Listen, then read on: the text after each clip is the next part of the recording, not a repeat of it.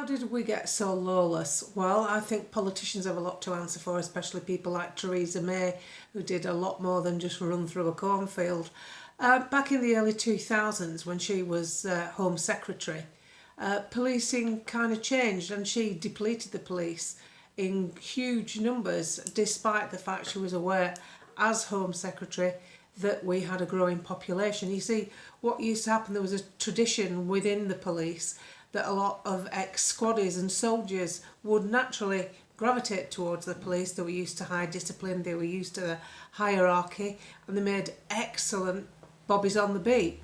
But the way the woke police force grew is because they started insisting on degrees. Well, a lot of these young squaddies left to be boy soldiers and joined up very young, so they didn't have a lengthy education, they still didn't have degrees, so that completely eliminated them from the process of possibly becoming a police officer, which is a great shame because they were used to handling weapons, they were used to combat, they knew discipline, they could get out of bed in the morning. There was so many benefits to having this ethos before you joined the police. It's all gone.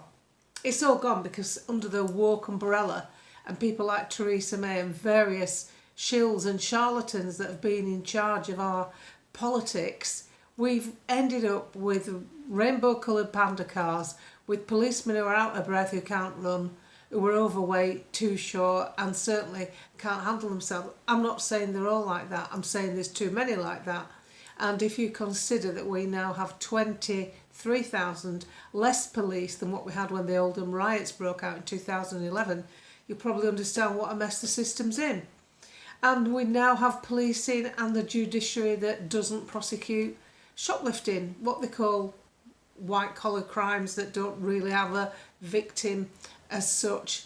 There's nobody bleeding on the floor, but there's somebody's livelihood getting robbed. And unfortunately, with the new wave of people that are coming into the country, these people know that nothing's going to happen.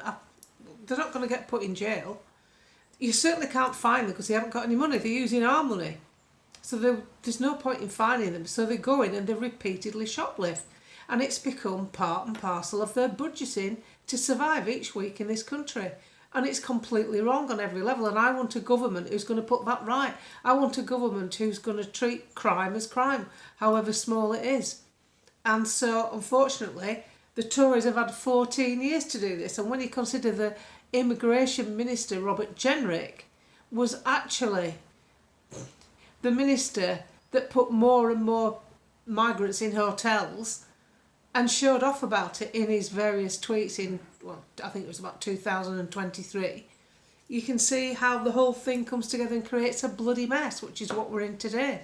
We have got millions of people living in the country who think it's okay to walk into a shop and take goods from it without an exchange of money, and that is wrong on every level. And I am sick to death of the way this country's being run, and I am sick to death of the legacy parties talking to us like we are stupid and dumb and haven't worked out what's going on with this country. In this video, Zia Yusuf explains that MI5's caseload is filled with Islamic extremism. It's filled with those sort of terror threats, not far right. It's the caseload. This isn't politics. This isn't spin. MI5 have got a caseload that's full of Islamic extremist terrorist threats, not far right. So whatever you see put out on the TV, be it a documentary or be it a recent drama, it's all conditioning to make you think it's the far right. It's not. We know what the threat is. I mean, has anybody been sacked from the department that was in charge of Axel Rubber-Cabana, who'd given him 3 visits because he was considered high risk?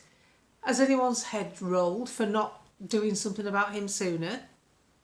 It's an outfit, a government outfit called Prevent, that keeps an eye on dodgy people. And he was dodgy. He killed innocent little children and ruined other people's lives, families' lives ruined forever because an evil, horrible excuse of humanity slipped through the net? Has anybody been sacked at Prevent? Has anybody been pulled over the coals? Has anybody been taken to court for missing this? Your job is supposed to keep us safe from people like that. And not only did he visit him, I believe, 3 times, nothing was done about him. And even at the point of his most horrendous crimes, the way the state handled this was to shut us down for complaining about it. The biggest threat they see to the establishment is that the people don't like it when little girls are murdered and slashed to death. That's what the government was bothered about. Your reaction to that. What reaction would you prefer we had? What reaction do you think we should have had? Hearts and flowers and candles. Oh, it's a shame he doesn't know what he's done. I think he knew perfectly well what he'd done. And we knew perfectly well the sort of character and the background he was from. And because we dared to even suggest it, people were jailed immediately, denied bail. One of them, Lucy Connolly, and many others still in jail. And yet someone from the left can go around shouting, cut their throats, and he can still walk free for months on end, months and months and months on end, enjoying his freedom, with much better advice, may I say, advice to plead not guilty, and then still walk free, no doubt be back in the Labour Party. Can you see if you pool it all together, how we've declined? How law and order, and it's all gone to mush.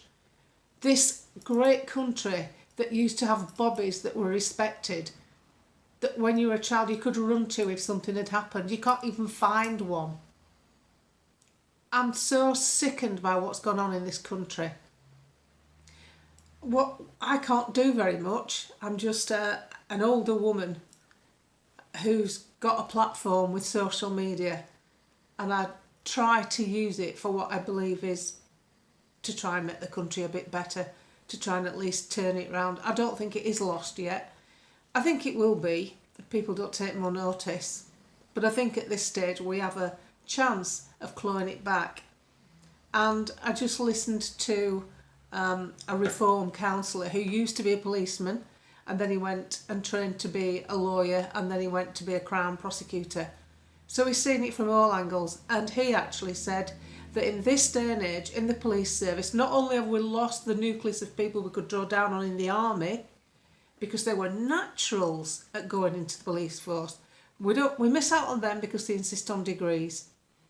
That if you want to go into the police force, you can literally parachute in from a completely separate industry with no experience at all of a bobby on the beat, handling crime, visiting people in neighbourhoods, understanding how society ticks, knowing your neighbourhood, which is what coppers used to do.